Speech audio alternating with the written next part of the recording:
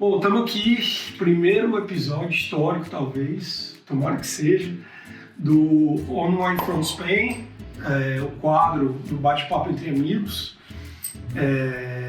A gente quer fazer isso com uma certa frequência, talvez uma vez por mês, se as mulheres permitirem, né? E o trabalho também. O trabalho é importante. E a ideia é a gente bater um papo descontraído, falar sobre vinhos, mas falar de uma forma tranquila, não snob, de uma forma acessível, que é como o vinho tem que ser, né? Uma coisa que a gente aprendeu aqui na Espanha, inclusive falaremos sobre isso hoje. Mas eu estou aqui com dois grandes amigos que a Espanha me trouxe, presentaço de Madrid para mim, Ricardo Calvo, Anderson Pico Fino. E eu vou deixar eles se apresentarem e por fim eu me apresento aqui pra vocês. E aí, Ricardo, fala, o que você manda? Pois, vamos lá. O cara tá virando espanhol já começa com pois. Total. Vai lá, quanto tempo de Espanha? Vamos começar por aí. 8 anos. 8 anos de Madrid. 8 anos. E um privilégio também meu e da Lu também, minha esposa, de ter conhecido vocês, que você falou que a vida me deu essa amizade, né, aqui na Espanha, e privilégio nosso também de ter a amizade de vocês, ter conhecido vocês nesse último ano, que foi bem legal. E a vida do vinho, de onde que surgiu o vinho na tua vida? Cara, antes da gente se mudar pra cá, tomava vinho no Brasil, já tinha feito algumas viagens pro sul e tal, pra provar vinho, que é o típico, né, que todo mundo fala, não, vou pra Serra Gaúcha, vou fazer uma visita em vinícolas lá. A gente já gostava um pouco, arrastei a Lu também para esse mundo, e a gente acabou vindo para cá, e poxa, Espanha é a terra do vinho, né? Quanto de produção de vinho tem aqui, de qualidade, de quantidade também. Custo mais baixo, né? Com custo muito mais baixo, você consegue ter vinhos com muito melhor qualidade por muito menos, muitas vezes. E aí essa paixão por vinho foi crescendo, a gente acabou começar a provar, né? A gente vai contar durante, mas você começa lá com vinhos do supermercado de 2, 3 euros, porque você chegou aqui primeiro ano, não quero gastar muito, e aí você vai começar a provar uma coisa, outra, e aí o pico vai ficando fino. E aí a tua qualidade vai subindo, mas enfim, aí a gente foi, nesses anos todos, provando coisas novas e tal, e foi aumentando essa paixão pelo vinho, né? Esse prazer, esse gosto que a gente tem. Fui me aprofundando e uma série de coisas aí, eu acabei montando um negócio sobre vinhos, um e-commerce especializado em vinhos, daí saiu para uma importadora que a gente trabalha hoje no Brasil, e agora com cursos, aprendendo um pouco mais e profissionalizando e aprofundando um pouco mais. Beleza. Para poder ter um pouco mais de bagagem técnica também, não só gosto, mas também ter um pouco mais de conhecimento técnico. Legal. Aí, assim, a história do Ricardo veio... eu conheci o Ricardo através do Anderson e da esposa do Anderson, a Mishna. Totalmente por acaso, assim, zero planejamento. A gente marcou de sair, não foi, Anderson? Igual que a gente se conheceu aqui na Espanha, marcamos de sair eu e minha esposa, o Anderson a esposa dele, pra gente fazer amizade, nos conhecermos e tal. E aí a grata surpresa que Anderson não é só Anderson, o Anderson Pico Fino, o cara é uma sumidade das provas de vinho aqui na Espanha, manda ver, manda super bem, mata todas as notas. Fala aí, Anderson, de onde é que veio essa história, cara? Olá, prazer. Eu fico sem palavras aqui. É sério. Obrigado por todas as palavras. Eu acho que o presente é para todos nós termos nos conhecido. É uma gratidão muito boa, porque é a família que a gente começa a refazer, né, fora do nosso país de origem. E sou Anderson Nascimento, aqui na Espanha conhecido como Ander Nascimento agora. Sou do ramo da beleza também, mas para os íntimos, Ander Pico Fino. Minha paixão por vinho começou através de vocês, eu acho. Das bebidas, das saídas para beber. Enfim. Totalmente. Nunca imaginei apreciar como aprecio hoje o vinho. O Ricardo nos introduziu, a Mishna e eu, minha esposa e eu, as bodegas aqui na Espanha. A gente passou a ter uma outra visão.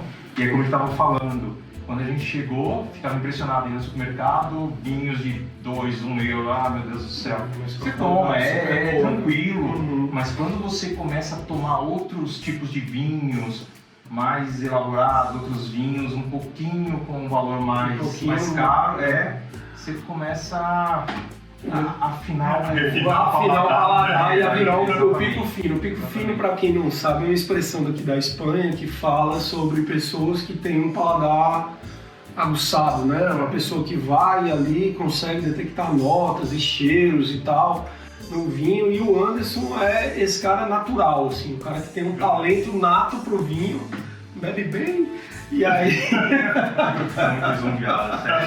E aí ele virou um companheiraço da gente aqui, porque a gente sempre tá junto. Espero que vocês façam isso de uma boa forma para não parecer que eu sou snob, não sou... É sério. De maneira alguma. Bom, gente, a gente tá aqui, o que a gente trouxe aqui? Esse foi o pico fino que trouxe hoje. A gente tem um Carmelo Rodero, que é um vinho de Ribeira del Duero, né? 9 meses de barrica, é um Roble, é um vinho relativamente jovem. Posso abrir aqui para vocês? Por favor. E aí, o tema que a gente trouxe para falar com vocês hoje, e aí eu vou deixar o Ricardo e o Anderson falar enquanto eu passo vergonha aqui abrindo o vinho, é sobre essa cultura de bar aqui da Espanha, né? Quem já veio para cá já deve ter sentido que é uma coisa que é um pouco diferente de outros lugares. Mas fala aí, gente, Ricardo, o que você notou quando você chegou aqui que te chamou a atenção nessa cultura de bar daqui de Madrid, especificamente da Espanha, de modo mais geral? Sim. Cara, eu acho que a primeira coisa que chamou, normalmente, porque quando você chega, você não... Bom, tem pessoas e pessoas, mas você não vai diretamente num restaurante, né? Você não fica... quando você se muda, é diferente de quando você vem de turismo. Você vem de turismo, normalmente você vai em um bar, um restaurante... Já está com a programação mais ou menos pronta e tal, né? Quando você se muda, normalmente você dá no teu bar e você acaba indo em barzinhos mais locais, né? Uma coisa mais descontraída. E aí, uma coisa que me chamou bastante atenção logo no começo foi que você senta no bar, você senta na maioria dos bares, seja um pouco mais cêntrico ou mais no bairro, senta, eles te acomodam e já perguntam o que eu te trago para beber. Sem trazer cardápio, nada. Sem trazer cardápio, nada. É uma coisa que... É um jogo de adivinha. Aí você vai ter que adivinhar o que tem no bar para você pedir o negócio. E aí foi engraçado, porque eu falei, tá, o que eu quero beber? Não sei nem escolher o que tem. E é diferente, porque, salvo engano, eu lembro que você ir no restaurante do Brasil, você tem a carta de comida, tem uma carta de vinhos, então você começa a pensar o que eu vou comer, aí depois você olha a carta de vinhos, normalmente você pede a comida. E aí você pede a carta de vinho, você abre a carta de vinhos, escolhe o vinho, e depois, enquanto o pedido foi para a cozinha, para a comida, o garçom vai te trazer o vinho que você escolheu, ou conversar um pouco sobre o vinho. Aqui não, é ao contrário, é a primeira coisa. O que você vai querer? Que eu expongo? A típica pergunta, o que eu expongo? E aí você fala vinho, cerveja, alguma coisa, e também acho que uma coisa interessante foi o jeito que você pede, né? Que normalmente é vinho, mas alguns vinhos por região, que a gente estava conversando um pouco antes, por região ou por uva, não é meio fechadinho, mas dos principais, sobretudo o tinto, Rioja, Ribeira. Você vai no Brasil, você vai em outros lugares, você pede vinho mais pelo rótulo, né? Você fala, traz sei lá... Exatamente. Catena. Um Chateau Margaux, sei lá o quê, Foi aí lá em cima, né? Sei lá, único aqui, sei lá, né? Casal Garcia. Um Casal Garcia, um vinho normalmente. É verdade, isso tem muito, né? Porque a gente pede lá muito pelo nome do vinho, pela marca, pelo rótulo, né? Pelo título do rótulo do vinho, vamos dizer. No caso desse aqui, você pediria, me traz um Carmelo Rodero. E aqui não. E aqui não. Aqui você quase nunca você pede. A não ser, aí vinha a diferença que eu tava pensando, né, pra comparar. Você vai num bar mais de tapas de copas, você pede por copa, que é outra diferença também que a gente pode falar aqui. Normalmente você não fica pedindo a garrafa inteira, você pede copas. Você pede a taça, né? E toma uma taça de uma, taça de outra. Você pode trocar de vinho e tal. E depois você a não ser que você vai num restaurante. Não, porque você tomou já 6 e não pediu a garrafa, vai tomando. Tem isso. Mas... Isso é um pouco interessante. Não, mas você vai aprimorando quando você tem um conhecimento melhor, então isso me... Quando você vai com a galera já, você conhece ali que o pessoal é bom de copo. Exatamente. Aí você já, um Sá 2, 3, por exemplo, a probabilidade de a gente pedir copo é bem pequena, né? A gente já senta e a não ser que tem um vinho específico, alguma que a gente safra que vocês queiram provar Uhum. especificamente, então... Vocês, o que você está se excluindo, vai ser o... Eu banalizei agora. Vamos brindar aqui pra gente começar. Pra gente molhar o bico. Saúde. Aqui. Acho que a gente vai falar até um pouco melhor. Saúde. Saúde. Saúde, irmãos.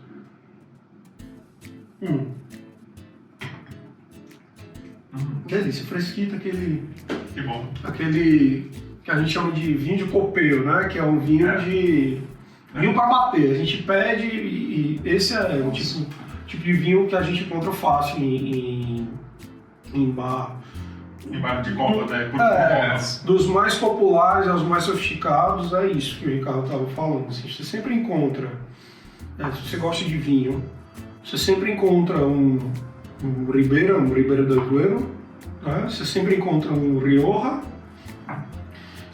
dos tintos, né? E é bem comum você encontrar nos brancos um albarinho, né? Um albarinho, rueda, verdejo, que na verdade é rueda. Aí vem aquela coisa... A confusão, né? De região e uva. Porque demorou também. Isso é uma coisa interessante. A Lu, minha esposa, ela... No começo ela falava, mas o que eu gosto, de rueda ou verdejo? E sinceramente, para mim, como no Brasil, a gente não tem uma infinidade de opções verdejo de rueda ou verdejo de alguma outra região. Verdejo não, no caso é a uva, né? Verdejo é a uva e rueda é a região. Igual tá Tempranillo Rioja, Tempranillo Ribeira del Duero. Tempranillo uva, Ribeira Rioja, região. Verdejo uva, rueda região. Mas você chega aqui, não tá tão acostumado, e ainda o cara lá em cima de você, o que vocês querem para tomar? Um verdejo? E em outro lugar eu perguntava, um rueda? E chegou uma hora que ela perguntou para mim, e até eu demorei um pouco para entender qual é a diferença do... Eu gosto mais de rueda ou de verdejo? E não, era a mesma coisa, verdejo era... Então isso é uma coisa que é engraçado, e demora um pouco para você pegar. Algumas regiões são pela região e outros pela uva. Isso é curioso você estar falando, porque acho que é meio confuso no começo, quando você não tem um conhecimento. É bem confuso, na verdade. Eu Exatamente. confundi super. Quando nós chegamos aqui, eu sempre apreciei mais o vinho tinto. Então, quando chegamos aqui, me perguntavam, eu não sabia. Você jogava um vinho tinto e o cara trazia o que ele queria lá. Exatamente. E caiu no meu gosto, no meu paladar, Tempranillo Rioja, porque eu acho que de tanto tomar, acabei pegando gosto mesmo. Nossa, mas no começo é meio confuso mesmo, porque eles perguntam, você não tem conhecimento de região nenhuma, você sabe tinto, rosé, branco e tal, e aí... Exato. Tem essa peculiaridade, acho que a primeira delas é isso que a gente falou já, que é o garçom já chegando, né? Total. O que você está fazendo aqui? O que você quer, né? Outra coisa que eu achei super interessante também na cultura da Espanha, assim, de Madrid especificamente, que é onde a gente mora, não tem essa cultura que tem, por exemplo, eu morava nos Estados Unidos antes de vir para cá, né? O Anderson já morou super rodado aí. Paraíba, São Paulo. Paraíba, São Paulo, Austrália, Canadá. Estados Unidos, Canadá e agora Espanha. E agora Espanha. Tá fugindo de um monte de gente ali. Quem tá aprontando por aí? Não, vamos deixar isso pra lá. Mas aí, assim, uma coisa que me chamou a atenção aqui, que é diferente de alguns lugares que eu já rodei, né? Eu morei em São Paulo, morei nos Estados Unidos, em Nova York, morei aqui em Madrid. Quando você sai para o bar, quando você vai fazer sai para se divertir com amigos e tal, você vai para aquele lugar, né? E aí você vai, você fica, você come, você bebe e tal. E aí você, tal hora, você fala, já deu, vamos fechar a conta, vamos embora, pegar a conta e vaza, né? Aqui na Espanha, a gente até que faz isso, nós três, que a gente é meio sem vergonha, mas tem muita cultura do não sei nem como é que chama em espanhol, a história do bar crawling, né? Que você sai de um bar, vai pro outro, então geralmente você chega no bar, mas você chega o garçom, e aí, vai de quê? Aí você fala, traz nesse caso, traz um Ribeira. Aí o cara, bota primeiro aqui para nós três, vem uma tapinha, né? Geralmente vem um... Acho que é legal fazer isso, explicar um pouco o lance da tapa. O que é a tapa, né? O pessoal que é a tapa? se confunde um pouco dessa história do que é a tapa na cultura espanhola. Aqui na Paraíba é outra coisa. Dois, três tapas pra cá. Exatamente, tomei muito. Mas isso Inclusive é a tapa que tá na mesa aqui, vocês podem comer, tá? Fica à vontade. Tem um queijinho manchego aqui, tá apetitoso. Tem uma coisa que você falou que é bem isso, né? Você tem essa cultura é muito do espanhol e ainda eu e a Lu a gente aprendeu muito com espanhóis. A gente tinha amigos aqui que era do trabalho, porque a gente trabalhava no Brasil para empresas espanholas, para a empresa espanhola, né? E quando a gente veio para cá a gente acabou saindo com espanhóis, amigos espanhóis no começo. E eles explicaram um pouco pra gente dessa cultura de, por exemplo, o lugar que a gente se conheceu, Cava-Barra, que é uma parte no centro, uma rua inteira de bares e restaurantes. Uma ruazinha inteira, cheia de barzinho dos dois lados. E normalmente você vai ali, você não vai num bar, senta e fica ali a noite inteira.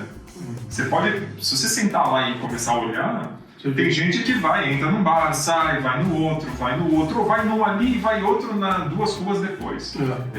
Essa cultura é muito engraçada porque são dos espanhóis. Não todos, mas mais jovens, eu acho. Você vê com muita frequência, não? Você vê com bastante frequência. E eles acabam entrando. Então, o que é mais ou menos esse tapeio, né? Esse picoteio, esse sair de picoteio de bar em bar? Você vai num bar, pede uma copa, pica alguma coisa, o pica alguma coisa é uma tapa, um pratinho com um pedaço de queijo para cada um, eles contam mais ou menos, ou azeitona, uma porçãozinha de azeitona, de pãozinho com alguma coisa, para você tomar junto com aquela copa de vinho. É meio pensada para isso, né? Para acompanhar aquela copa de vinho.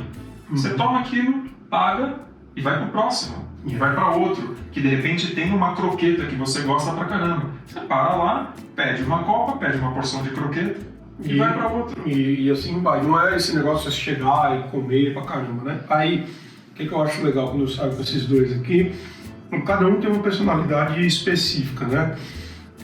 O Ricardo é um cara mais comunicativo e tal, um cara mais comercial, fala e tudo. Só que o Anderson é o cara que desenrola. Então o Anderson, ele é o cara zero constrangimento. E eu sou o contrário disso, sou um cara super introspectivo. Pode não parecer muito, mas eu sou muito envergonhado, sou muito tímido. Então eu fico lá quieto na minha e o Anderson vai, chega o tapeio, aí o Anderson já mete a mão no ombro do garçom, fala: pô, companheiro, hoje eu vim aqui pra comer aquela azeitoninha, você tá trazendo o quê? Já vai trazer uma azeitona lá pra nós e tal. É verdade. Funciona, né, Anderson? De vez em quando. De vez em quando funciona. E o bom disso tudo, dessa forma que é essa tradução dos espanhóis, você não precisa pedir almoço, você vai comendo, picoteando. Não, é sério. O cara sai de picoteiro e janta, né? Isso é muito bom. Isso aqui é uma... O Brasil tinha que... Mas e essa cultura? Você também achou esse lance de você ir no lugar e falar assim, me dá uma canha, que canha é uma cerveja... Um chopinho pequeno, né? Um copinho de chopp pequeno. Ou uma doble, que é a normal, né? Chopp normal. Exato. Como que você achou, como que você viu isso quando você chegou de... Você vai num bar e pede ou uma canha ou uma doble e te trazem sempre uma tapa ou alguma coisa pra você comer. Se eu tivesse te conhecido no começo, quando eu cheguei, se você tivesse me falado, eu não teria passado a vergonha de deixar 2 picoteios lá porque eu achava que eu ia ter que pagar. Então, acho que as 2 primeiras vezes veio uma batata e eu, como eu pedi esse negócio. Exatamente, não vamos comer não. É pegadinha, vai botar batata ali e vão me cobrar 20 euros a batata, né? E depois a gente... É porque no Brasil vem uma porção, não sei o quê, couber. Exatamente. Então, não vou tocar que senão eu vou pagar. Isso no começo eu acho que eu estranhei um pouquinho, mas depois eu adorei, tanto que adoro. E quando eles trazem com chutes, balinha de goma, então isso é sensacional. Agora tem uma dica, viu, galera? Tem uma dica importante para quem vem para Madrid. A gente fala sempre quando a gente encontra as pessoas, os amigos que vêm para cá visitar e tal. Em Madrid, especificamente, não funciona em outras cidades da Espanha, mas em Madrid, você senta, o cara vem, te pergunta o que você quer beber, você fala... É igual passar na fronteira dos Estados Unidos, sabe como é que é? Você pergunta o que o cara te responde e nada mais, não puxa conversa, entendeu? Então o garçom chega e fala: o que você quer beber? Eu quero um Ribeira, beleza. Pois não, o cara vem e volta com o Ribeira e a tapa, né? Então o cara chega ansioso, querendo comer e tal, com fome, Aí vai e pede a bebida e a comida junto. Perdeu a tapa. Perdeu a tapa. Perdeu a tapa. Ah, é verdade. Total. Então essa é uma dica preciosa para quem vem para a Espanha, vocês vierem aqui visitar a gente, né? Manda mensagem aí avisando antes e tal, que a gente faz um roteirinho aqui de visita com vocês, mas não peçam comida junto com a bebida que vocês vão perder a tapa, entendeu? Tem um time. Tem um time. Tudo tem um time, entendeu? Então tem que ficar atento para isso, para não perder o bonde e acabar ficando sem jantar, como diz o Anderson, porque é isso. Olha só como é que funciona. O cara sai, vai para um bar, pede uma copa e vem um picoteio junto, vem uma tapinha. Tá tudo bem, pagar a conta. E é tudo bem, tá? Ninguém fica chateado, o garçom não fica chateado. Faz parte da cultura. E aí você sai e vai para outra. Vem, pede outra copa, vem outro picoteio, vai para o outro. Outra copa, outro picoteio. Nessa, o cara vai embora e come a noite inteira. Total. De graça. Não é de graça porque tá embutido no preço. Mas você vai provando distintas tapas, diferentes tapas de diferentes comidinhas diferentes, e tal. né? De restaurantes diferentes. É isso. Inclusive tem um que tem muitos, até outros conhecidos que tem canais no YouTube e tal, e a galera fala, onde comer, onde você sair à noite, somente pagando as copas, né, aquela cerveja, pagando a bebida e comendo... Mas comendo bastante, óbvio. Tem que pensar uma coisa, sempre vai ser assim, não tem segredo isso. Quantidade não é qualidade, então sempre vai ter um contraponto, né? Quantidade vai cair um pouco a qualidade. Qualidade vai vir menos quantidade. Você vai num lugar e pede uma copa, te põe um pedaço de queijo, um para cada um. O queijo vai ser sensacional. Te colocam 8, 2 para cada um. Se fosse nós aqui, 6 pãozinho com coisa em cima, 2 para cada um ou 3 para cada um. Pãozinho meio dormido, assim, vai ser uma mais coisa estranha, né? Mas ok, se você está ali passando e tá afim de e dependendo do número do copo que você já está tomando, tá tudo certo. Tá tudo certo, vale a pena. Mas tem um famoso que muita gente vai, o El Tigre. El Tigre. Você pede uma canha e vem um prato, cara, você come ali, você fica... E lá é bastante fritura, né? É fritura. E muita fritura também, que aí já também dá aquela pesada. Mas tem gente que sai dali e fala, meu, comi na faixa. Exatamente.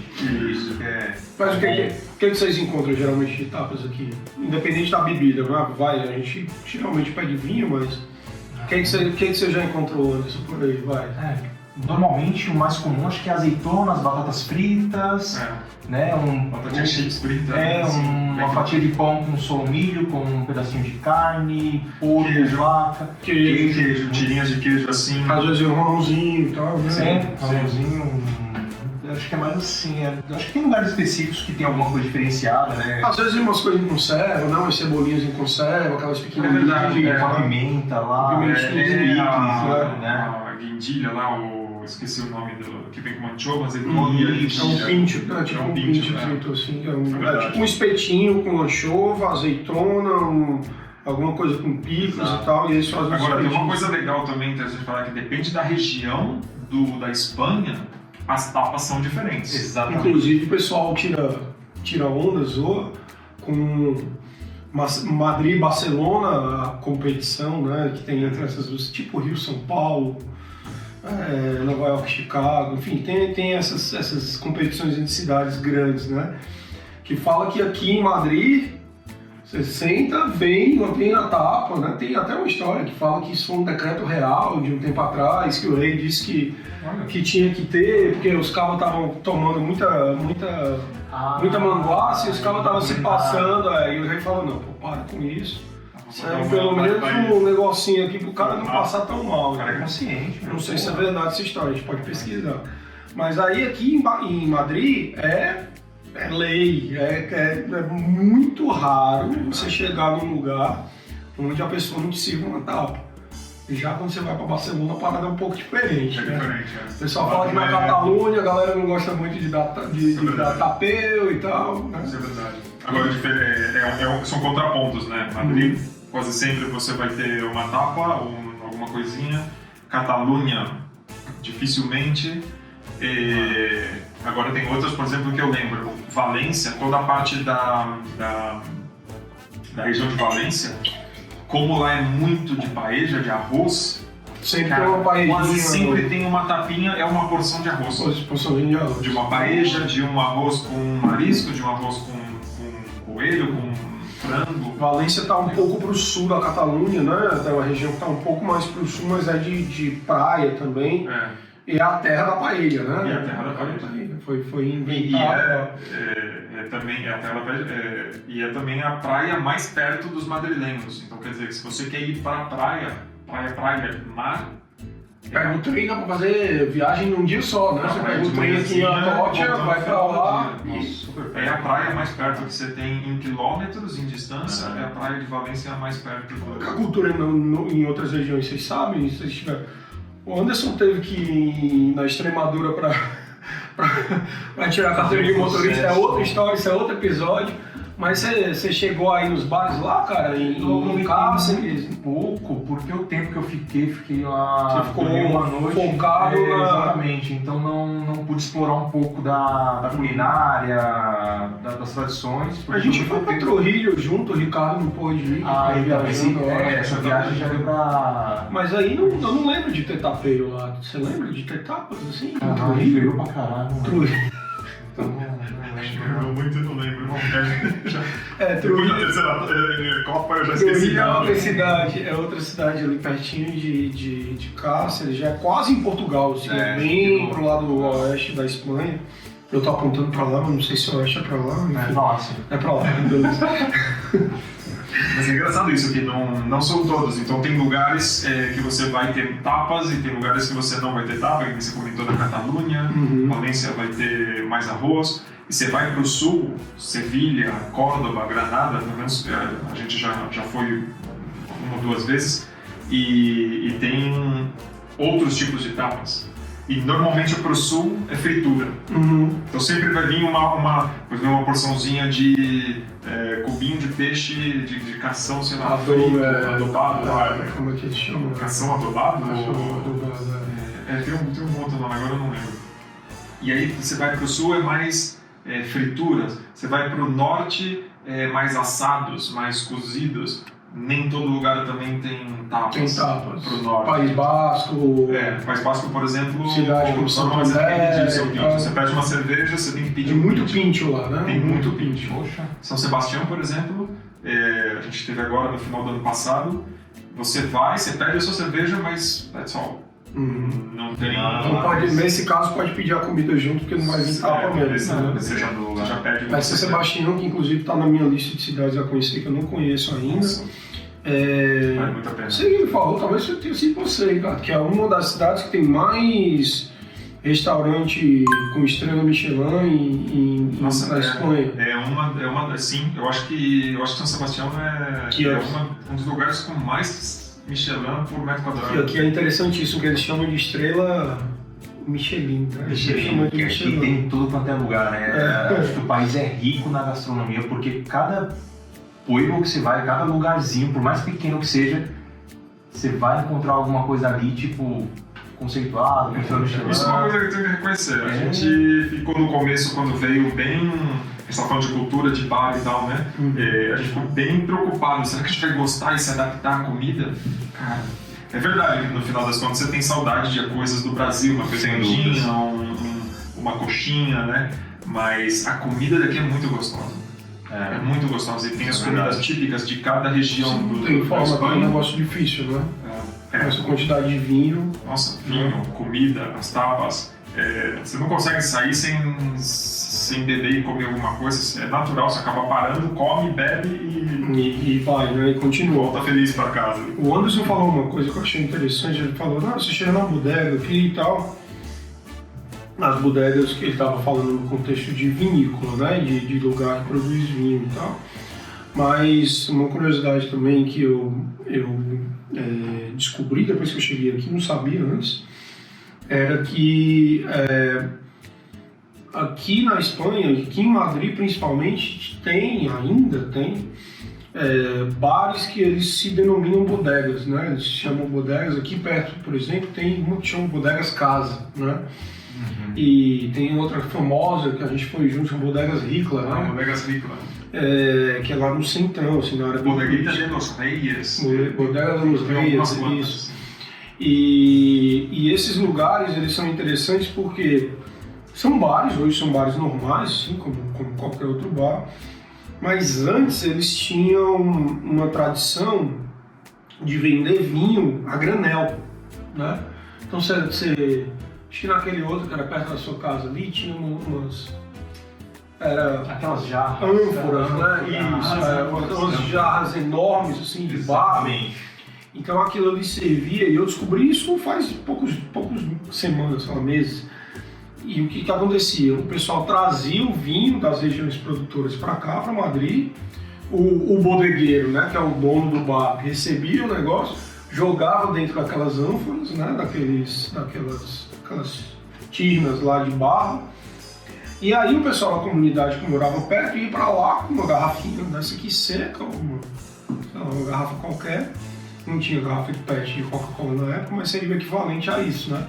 E aí ia lá e falava pro cara, ó, enche aqui esse negócio pra mim, e o cara enchia do vinho que tivesse lá, né? Seja lá o que fosse, né? Então... Nossa, que curioso, eu não conhecia toda essa história. Essa história tem um livro interessante de um cara que é Master of Wine aqui, o Pedro Ballesteros, que é uma sumidade aqui na Espanha. E ele fala muito dessa questão da história, do vinho espanhol e tal.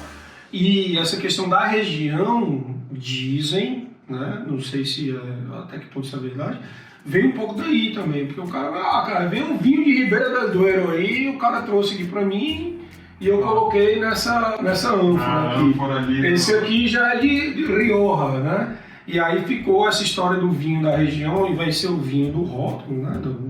O Carmelo Rodero, por exemplo, de Ribeira, ou sei lá, um Marquês de Cáceres de Rioja, veio um pouco daí, dizem. Não sei até que ponto essa história é verdade, mas eu achei também super interessante isso, né? Como antigamente tudo, né? Vendido leite, era vendido, né? Você quer também. O cara passava com um jumentinho lá. Leite! Você comprava. Olha o vinho! Eu prefiro vinho! Exatamente. Mas bacana, interessante. Show. O que vocês acharam do vinho? A gente tá falando do vinho, né? A gente tá bebendo aqui. O vinho. Fala aí, cara. Vamos pro quadro aí no chato do todo mundo do podcast. Não, mas fala de boa, porque é difícil, o cara tá lá acompanhando o negócio, ouvindo a gente às vezes, ou então vendo a gente no YouTube.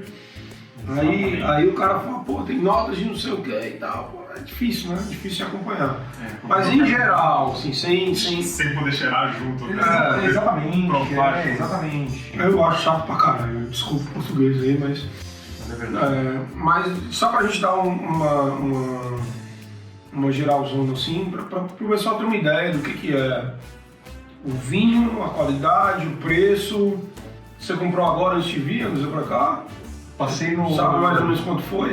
Pra dar uma... Passei na loja, custou... Não inflaciona não, fala o preço. Não, custou 13 euros. 13 euros. 13 euros. Tá, 13 euros. E isso me faz lembrar uma coisa que o Ricardo comentou no começo.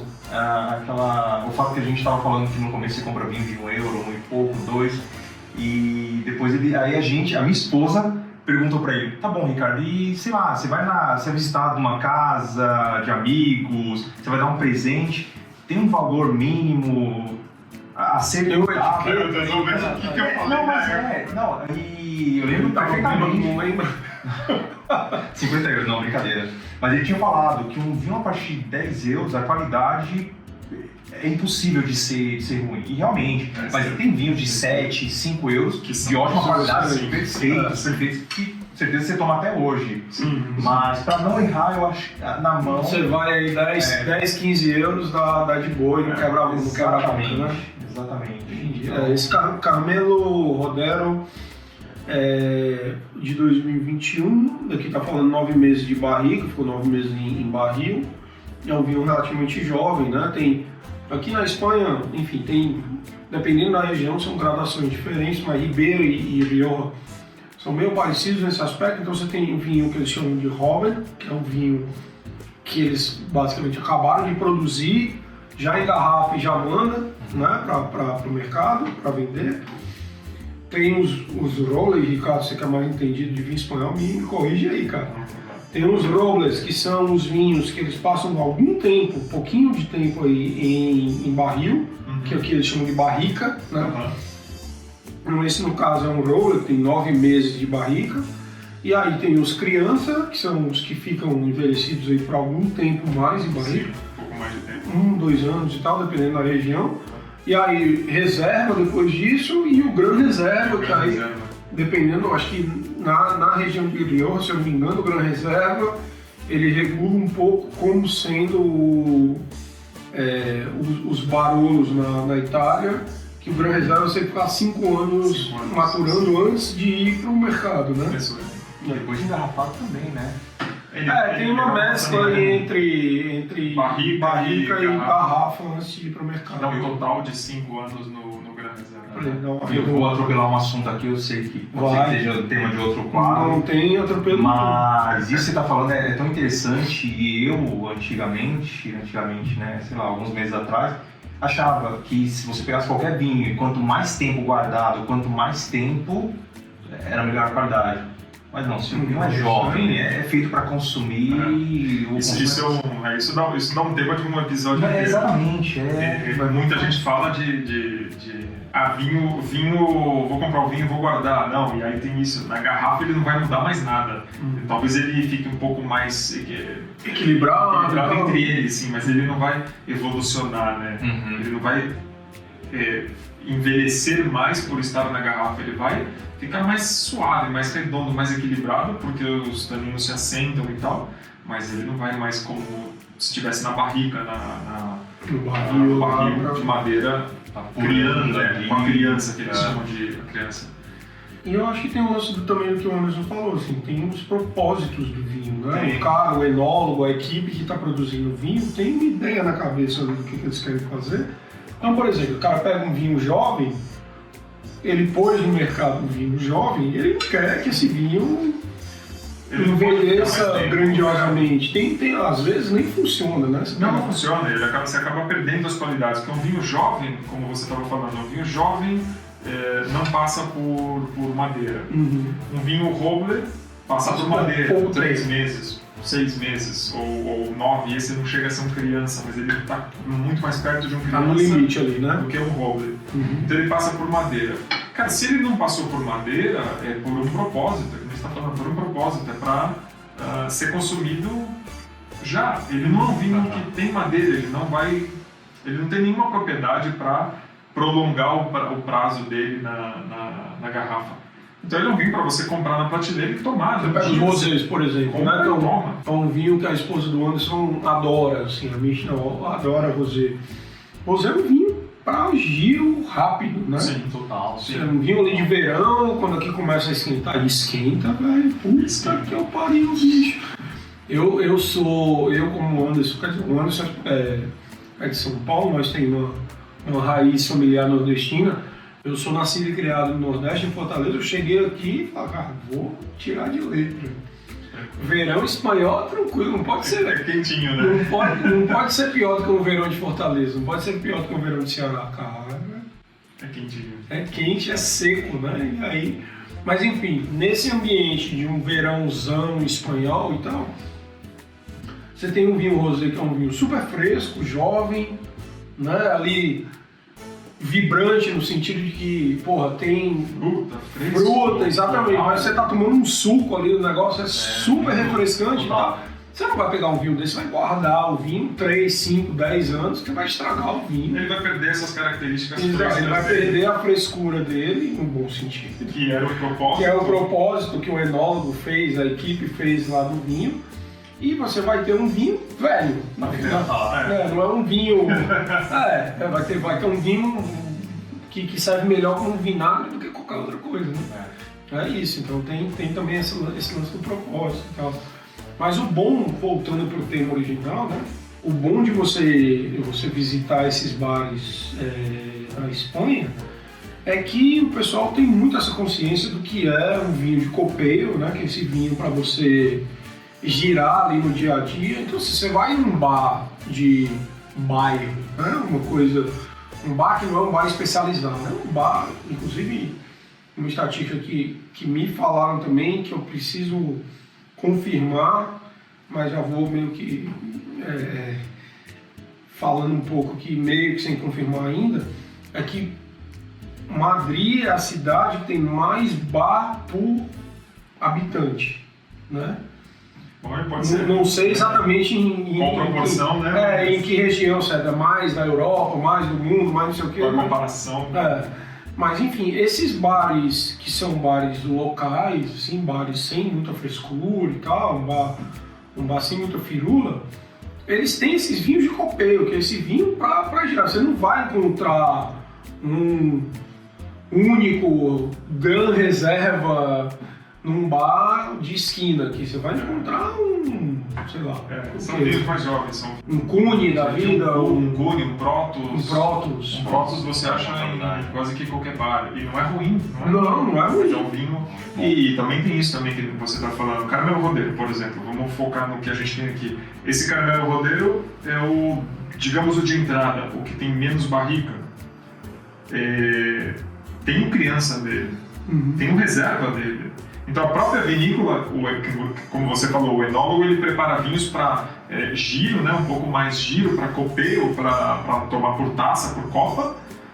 E ele tem também uma outra linha, o criança, ele tem um reserva, ele tem um gran reserva.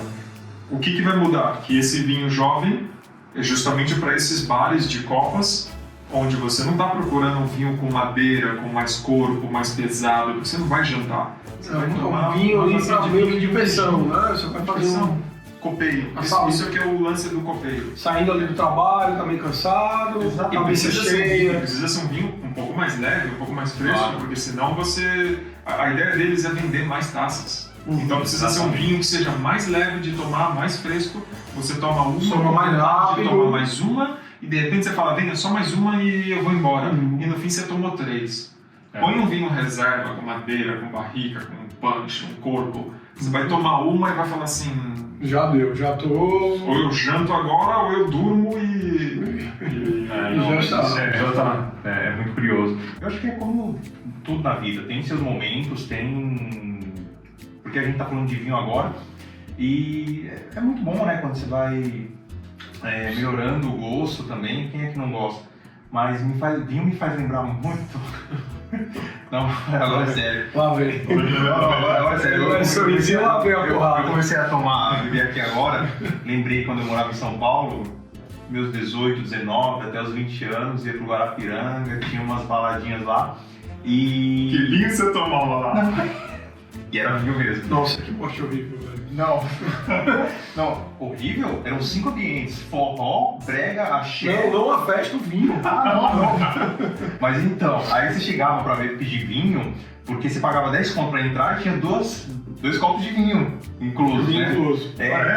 Engole acompanha também, né? Não acompanhava não. Era a parte. Mas ele chegava no balcão e pedia pro cara. E tinha um freezer, o cara abria, sabe esses barris azuis que tem de água ou de óleo, querosene? Então tinha vinho ali. Tinha vinho dentro. Não era esse vinho, claro. Tem certeza que não era querosene? Não, mas é engraçado. Você tomava um aroma de querosene. Eu acho que hoje eu entendo porque eram 2 copos. Porque na metade do primeiro você já tava bêbado, porque era vinho doce, era vinho, não sei o que era, com que era diluído. Mas saca do dia seguinte devia ser... Não, já começava na balada, já ficava ruim. E é incrível. Então assim, vocês falam, pico fino, mas tudo isso foi lapidado até hoje. Né? Não é simples assim. Mas era uma fase boa e era momento da vida também, era momento, porque tenho certeza que naquela época me desse um vinho desses pra tomar... Você não tomaria. Eu não apreciaria e me recordo perfeitamente como foi que eu comecei a tomar vinho tinto, vinho seco, né? Seco. Conhecido no Brasil como vinho seco. Um cruzeiro que eu fiz para cabeleireiros, não era um cruzeiro da louca, mas era só para cabeleireiros. E a bebida era grátis no almoço e no jantar. Então a gente tomava cerveja e até um certo momento podia tomar. Depois acabava o almoço, o jantar, acabava.